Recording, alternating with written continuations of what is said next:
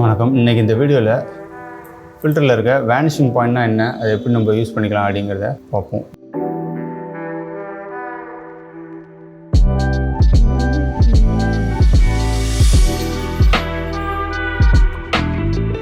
Vanishing பாயிண்ட்டுங்கிறது ஏதாச்சும் ட்ராயிங்லாம் பண்ணும் போது வேனிஷிங் பாயிண்ட்டு ஹரிசான் லைன்லாம் ரெஃபரன்ஸாக வச்சு தான் ட்ராயிங் வரைவாங்க. ஸோ எல்லா ஆப்ஜெக்ட்டும் ஒரு பெர்ஸ்பெக்டிவில் இருக்கும். இதெல்லாம் வரையும் போது யூஸ் பண்ணுறது இந்த வேனிஷிங் பாயிண்ட்லாம். ஃபோட்டோஷாப்பில் இருக்க இந்த வேனிஷிங் பாயிண்ட்டை வச்சு நீங்கள் வரைகிறதுக்கும் யூஸ் பண்ணிக்கலாம். அதே மாதிரி வேறு என்னென்னத்துலாம் யூஸ் பண்ணிக்கலாம் அப்படிங்கிறத பார்ப்போம்.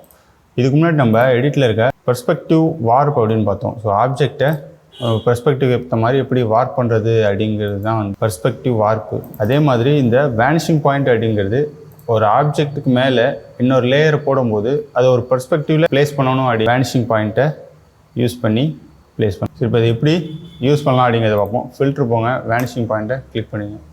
வேனிஷிங் பாயிண்ட் போகிறதுக்கு முன்னாடி நம்ம வேனிஷிங் பாயிண்ட்டை டிஃபைன் பண்ணணும். அது எப்படி பண்ணுறது அப்படின்னு பார்ப்போம். ரெண்டாவதுக்கு க்ரியேட்டு ப்ளைன் டூலை கிளிக் பண்ணிவிட்டு முதல்ல ப்ளைனை வரைங்க. ஒரு 4 கார்னரையும் கிளிக் பண்ணோன்னா அப்படின்னா க்ரியேட் ஆகிடும். இது க்ரியேட் ஆகும்போது இது எல்லோ கலர்லேயோ ரெட் கலர்லேயோ இருந்துச்சு அப்படின்னா சம்திங் ராங்னு அர்த்தம். ஃபோட்டோஷாப் இதில் சரியில்லை அப்படின்னு வரும். ஸோ அதெல்லாம் வராமல் இது ப்ளூ கலரில் வர மாதிரி பார்த்துங்க. ஸோ ஒரு பெர்ஸ்பெக்டிவ் வரைஞ்சாச்சு. நீங்கள் எக்ஸ்ட்ரா இதில் 3 இருக்குது. எக்ஸ்ட்ரா ஒரு பிளேனை க்ரியேட் பண்ணணும் அப்படின்னா கண்ட்ரோலில் கிளிக் பண்ணி ட்ராக் பண்ணிங்க அப்படின்னா இன்னொன்று க்ரியேட் ஆகிடும். ஸோ அதுக்கப்புறம் ஒரு கார்னரை பிடிச்சி ரீஅரேஞ்ச் பண்ணிக்கலாம். அதே மாதிரி இந்த எண்ட்லேயும் வருது அப்படின்னா இந்த கார்னர் கண்ட்ரோலில் கிளிக் பண்ணி ட்ராக் பண்ணிங்க அப்படின்னா உங்களுக்கு வந்துடும். ஸோ 3 பிளேனை நம்ம டிஃபைன் பண்ணியாச்சு. ஸோ இதில் ஒரு மாக்கப்பை நான் போடணும் அப்படின்னா இது ஒரு பாக்ஸுக்கு ஒரு கவர் மாதிரி நான் ஒன்று போடணும் அப்படின்னா அது எப்படி ப்ளேஸ் பண்ணுறது அப்படிங்கிறத பார்ப்போம். இதை பிளேனை டிஃபைன் பண்ணதுக்கப்புறம் ஓகே கொடுத்துருங்க. நம்ம புதுசாக போட போகிறது ஒரு நியூ லேயரில் தான் போட்டாகணும். இதுக்கு மேலேயே ப்ளேஸ் பண்ண முடியாது. ஸோ நியூ லேயர் கொடுத்துங்க. இந்த லேயரில் தான் புதுசாக போட போகிறது. இது மேலே நான் வைக்க போகிறேன். ஸோ நியூ லேயர் க்ரியேட் பண்ணிட்டேன். ஸோ இதை காப்பி பண்ணிக்கிறேன். Ctrl A கொடுத்திங்கன்னா எல்லாமே செலக்ட் ஆகிடும். இதை காப்பி பண்ணோம் அப்படின்னா Ctrl C அமுக்குனீங்கன்னா காப்பி ஆகிடும். இப்போ பேஸ்ட் பண்ணணும். நீங்கள் இது மேலே பேஸ்ட் பண்ணாமல் மறுபடியும் ஃபில்டர் போயிட்டு நியூ லேயரை கிளிக் பண்ணிக்கங்க. நியூ லேயர் இல்லைன்னா இதை பேஸ்ட் பண்ண முடியாது. நியூ லேயரை கிளிக் பண்ணிவிட்டு அதுக்கப்புறம் ஃபில்ட்ரு வேனிஷிங் பாயிண்ட் போங்க. இப்போது இது செலக்டில் இருக்கும்போது பேஸ்ட் பண்ண முடியாது. ஸோ இந்த செலெக்ஷனில் இருக்கக்கூடாது. நீங்கள் அவுட்டரில் ஒரு வாட்டி கிளிக் பண்ணிட்டீங்க அப்படின்னா இந்த செலெக்ஷன் போயிடும். போனதுக்கப்புறம் Ctrl V அமுக்குனீங்க அப்படின்னா காப்பி பண்ணது இங்கே பேஸ்ட் ஆகும். ஸோ இதுக்குள்ளே வைக்கணும் அப்படின்னா அதுக்கு முன்னாடி இதை கொஞ்சம் ரீசைஸ் பண்ணிப்போம். Ctrl T அமுக்குனீங்க அப்படின்னா ட்ரான்ஸ்ஃபார்மேஷன் டூல் வரும். இதை ரீசைஸ் பண்ணிக்கிறேன். ஸோ ஷிஃப்ட்டை ஹோல்ட் பண்ணிங்கன்னா அந்த இதுலேயே டிஸ்டார்ட் ஆகாமல் உங்களுக்கு கரெக்டான பெர்ஸ்பெக்டில் வரும். இல்லைன்னா இப்படி வரும். ஸோ ஷிஃப்ட்டை ஹோல்ட் பண்ணிங்கன்னா கரெக்டான சைஸில் வரும். ஸோ இது ஓகே. இது கிளிக் பண்ணி இந்த பிளேனுக்கு மேலே நான் ட்ராக் பண்ணிட்டு வந்துட்டே இருந்தேன்னா டக்குன்னு அதுவே ஸ்னாப் ஆகிடும். ஸ்னாப் ஆகிட்டு உங்களுக்கு எந்த இடத்துல வேணுமோ அங்கே வச்சுங்க. அவ்வளோதான். ஒரு 15 செகண்டில் ஒரு மாக்கப் ஒன்றை நம்ம ரெடி பண்ணியாச்சு. ஓகே கொடுத்தீங்க அப்படின்னா இது ஒரு நியூ லேயரில் வந்துடும். ஸோ இதை நீங்கள் மல்டிப்ளையில் போட்டிங்க அப்படின்னா மாக்கப் ரெடி ஆகிடுச்சு. ஸோ இவ்வளோ தான்.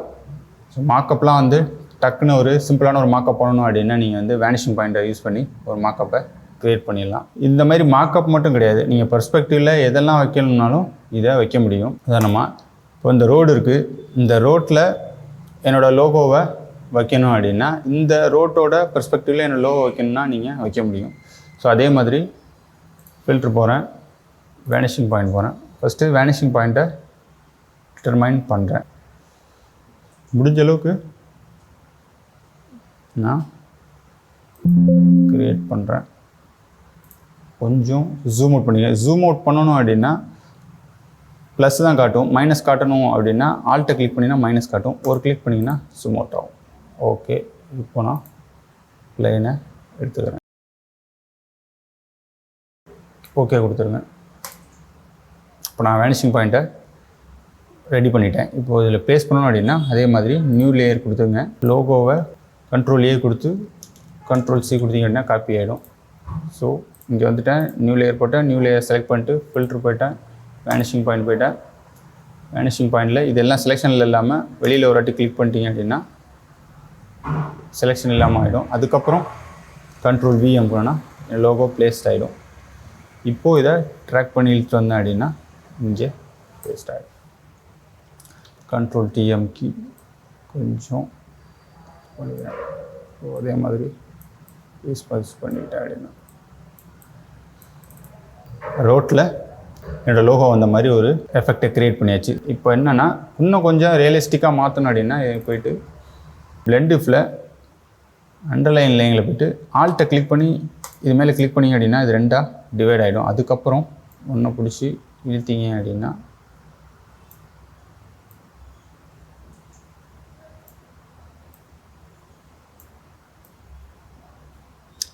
உங்களுக்கு ஏற்ற மாதிரி அட்ஜஸ்ட் பண்ணிக்கங்க. இது ரெண்டுமே சேர்ந்து இருந்துச்சுன்னா எஃபெக்ட் ரொம்ப கூட இருக்கும். ஸோ அதனால் கொஞ்சம் இது ரெண்டையும் செப்பரேட் பண்ணி ஆல்ட்டை வச்சு அதுக்கப்புறம் ட்ராக் பண்ணிக்கணும். ஸோ இது ஓகே. ஸோ இப்போ எனக்கு வந்து ரோட்லேயே வந்து என்னோடய லோகோவை பெயிண்ட் பண்ண மாதிரி ரியலிஸ்டிக்கான எஃபெக்டை க்ரியேட் பண்ணியாச்சு. இன்னும் ரோடு செவுத்தில் கூட இதை நீங்கள் பண்ண முடியும். இதே மாதிரி செவுத்தில் ஏதாச்சும் ஒரு பெர்ஸ்பெக்டிவில் வைக்கணும் அப்படின்னாலும் நீங்கள் வைக்க முடியும். அதே மாதிரி ஃபில்ட்ரு போய்ட்டு வேனிஷிங் பாயிண்ட் போங்க. வேனிஷிங் பாயிண்ட்டை ரெடி பண்ணிவிட்டு அவுட் சைடில் கிளிக் பண்ணி கண்ட்ரோல் வி கிளிக் பண்ணிங்க. சேம் தான் வச்சேன் அப்படின்னா எனக்கு பெர்ஸ்பெக்டிவில் ரெடி ஆகிடுச்சு.